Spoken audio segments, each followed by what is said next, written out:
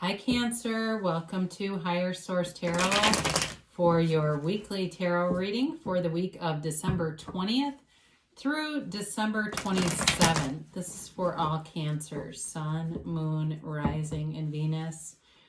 And if you're new to the channel, I post new readings every Friday and then usually again on Monday or Tuesday. But if you subscribe and hit that bell, you'll be notified right away when a new reading is posted. So if a reading doesn't resonate, you can always check back in a couple of days and watch a new reading. You could watch a different part of your chart, or you could even watch an older reading if the title speaks to you.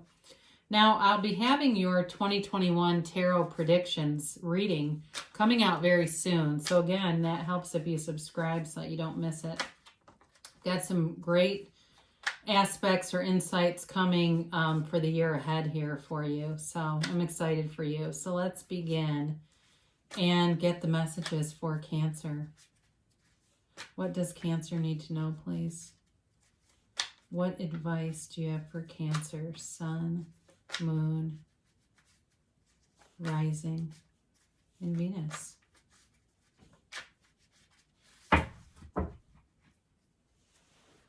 So we'll begin with our tarot here, and then we will do an angel answer. So you can ask a yes, no timeline on those. You begin here with the King of Pentacles, the Seven of Wands, the Eight of Swords, and the Ace of Swords. You've got the Ten of Cups, haven't seen that in a while, the Six of Pentacles, the Nine of Swords, interesting, and the Knight of Pentacles. Well, it's very interesting that you have the 8 and the 9 together. Okay, so there's something here about being up in your head about something, and it may have to do with a financial situation. I do feel like you're going to get clarity of thought or communication that clears some things up for you. You have here Taurus, Virgo, Capricorn, Pisces, Cancer, Scorpio, Gemini, Libra, Aquarius, and yeah, is that it? Yeah, did I cover them all? I think so. So you begin here, you've got the Midas of the tarot with the King of Cups, Pentacles. So if you are trying to do something like you're trying to move or something like that, this may be your realtor showing up here. I do feel like whoever this is, they always have great advice on their field in terms of money, in terms of any kind of business opportunity. Maybe too, if there's somebody here that wants to move forward in a business opportunity, like even if you're like a therapist or something and there's somebody who keeps contacting you about teletherapy, I do feel like you're not sure what to do with it, or you've got a new opportunity here and you're just not sure if you can handle it all. I get that for somebody here. In terms of a relationship though, I do feel like there may be a conflict with a relationship, but you are going to move around it. It's not like it's let's not go, I don't feel like it's an ending to a relationship as much as there needs to be some give in this. There needs to be some level of, God, the word negotiation came in. I don't know if that's quite what I'm looking for, but you know what I mean, sort of this give and take. And I do see balance coming in, but you've got a lot of new opportunities here with the King of Pentacles. So you've got nice aspects overall. And as we say, the tarot is your best friend that tells you the truth. So don't be afraid of the cards. They're just an indication of an energy. That's all it is. And really in life, let's see problems as energy fields rather than something insurmountable. The Seven of Wands certainly doesn't see anything as insurmountable. He is able to find a solution for every problem, and it's you lifting your own vibration. You being in alignment, because even when you're in alignment with source energy, you still have problems. You find solutions quicker and you find the right people to help you figure it out. So what I see with this overall, when we start to do this, it's like you have a problem, you find the right person to help you, and you get a solution that brings in happiness and this sort of relief, but it's celebratory. Okay, that's really what I get in this story overall. So the Seven of Wands, you're going to keep going either way. So even if you're hitting a restricted energy field, which you are with the Eight of Swords, you're going forward anyway. Now, some of you, you're having this ongoing committee meeting in your head, and it may be time to shut the committee down because there's just too much thinking and not enough action in this kind of energy. And it can build a lot of fear because we're stagnant and stuck and just kind of not sure where to turn. But you help us here. It's just really a matter of getting into some action. So quieting your mind and quieting down this committee, quieting all the noisy stuff down through meditation. And you don't have to be perfect at it, okay? So let's say you turn on a fan or something, or you're listening to your furnace go, doesn't matter. Some ambient sound and your mind drifts off and you get back to it. That's all you do. You don't have to keep restarting the timer. Just say, oh, I think I started thinking. Let me quiet my mind again. Let me think of this fan, the whatever ambient sound, neutral sound you can find. And you'll come out of this. And with this Ace of Swords, I very much like to see that because that will cut all those bindings off of you so you can walk forward. There's communication, there's clarity. It's also setting your sights on a goal. So some of you may have a very real goal, whether it's with work or, like I said before, housing, something like that. You have a goal in mind and you're going to move forward. Nothing will stop you with the Seven of Wands. You're going to keep going no matter what obstacles come in your way. And it's also, though, a card of appreciation and gratitude. So recognizing that you are getting communication from the universe. You are seeing those synchronicities, stopping and pausing and letting the universe know, thank you for showing me that. Thank you for giving me this direction. And that way you get more and more momentum and you get more and more of that kind of energy around you so that it feels easy. You don't feel this trapped energy with this 8 and 9 of Swords. You get into a new cycle here. Like I mentioned, you just keep going and have faith that everything is working out for you. And you have this 10 of Cups moment. It's the happy family card.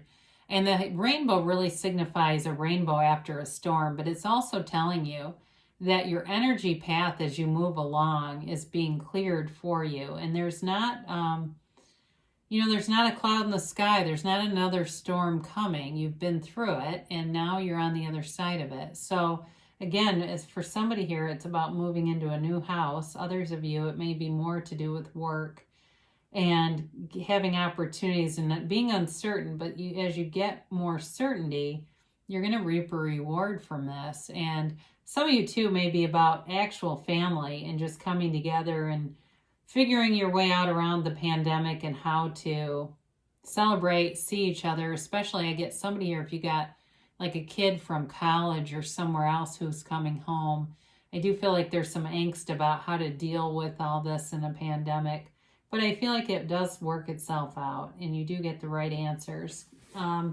The 6 of Pentacles brings in balance. It also has the scales of Libra in it. It's giving and receiving. So over the holiday season, for those of you who celebrate Christmas or whatever, Kwanzaa, Hanukkah, you've got a nice energy here. And maybe if you don't have a lot of money right now, it's okay too. There may be some small gestures and things that people do. It could also be, if you don't have a lot of money, somebody giving you something who has more. It does symbolize that. So some of you may be on the receiving end of some nice gifts, and it doesn't do anything bad to the person who gives them. So allow it to happen. Allow yourself to take this because it helps you. And they don't do it because they pity you. They do it because they see that you're a good person, you're worth it, and they want to acknowledge that. In the world of a lot of low vibrational stuff, when we get into that lifting our vibration and raising our vibration, we get in the receptive mode. So you got the 9 of Swords here, and there is anxiety here. I feel, again, like it's connected to the 8. And it is worrying about something, and it's unnecessary, okay? It just, any anxiety, the universe wants you to know that they're with you all the time, and they're showing you signs all the time. And actually, in this card, it's representative of the 12 zodiac signs, with these red roses for desire. And so they're telling you that you are being guided by the universe and not to dismay. You don't need to be worried and tense and scared. So if you've had some sleepless nights, again, quieting your mind and asking your angels, if you're up at night, ask your angels, what do I need to see? What do I need to know? and hiring them as a committee. You know, I need a team of people to help me find the right house. I need a team of people to help me find to actually have a finance committee, or if it's a love interest, to show me where do I go to meet this person. So the Knight of Pentacles comes in with an offer, and the Knight of Pentacles is very stable and steady. It's not swift moving, but it is long term. So for those of you that have been battling your bills and things like that, you have a long-term change here that brings in a lot more stability in finance. And it's also, too, in terms of relationships, it's a long-term relationship. So it could be with work and building a long-term relationship, but it also could be related to the Ten of Cups and getting a long-term relationship with that, too. So you've got nice aspects here. And let's see what the angels have to say, since we just talked about asking them. And then we'll get a timeline for Cancer here and a yes, no kind of an answer.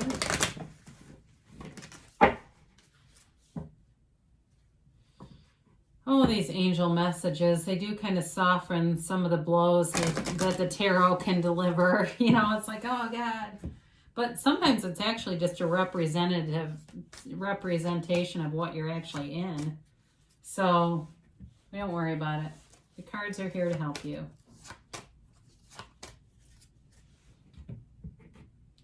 All right, you have here, listen to your intuition. I think we said that by quieting your mind.